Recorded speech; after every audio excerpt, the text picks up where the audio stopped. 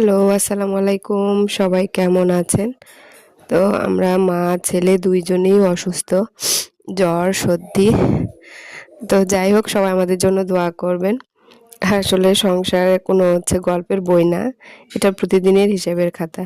আজ হাসতে, হাসতে বলছি ঠিকই, কিন্তু সত্যিটা খুব সাধারণ। খরচ কমাতে ২ টা ডিম একসাথে ভাজলাম। এটা কিন্তু আমার কৃপণতা না। এটা আমার দায়িত্ব। কারণ যে মানুষটা সংসার চালায় সে জানে আজ ৳১ বাঁচলে কাল একটা চিন্তা কমে। বাইরে থেকে অনেক বড় বড় কথা বলি, কিন্তু ঘরের ভিতরের বাস্তবতাটা বুঝি।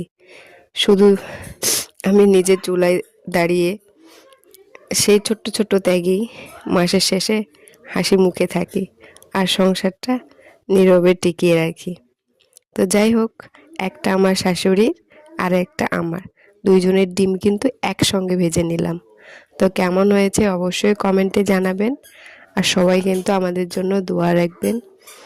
তো সবাইকে অনেক অনেক অনেক ধন্যবাদ যারা আমাকে এত এত ভালোবাসা দেন, এত সাপোর্ট করেন।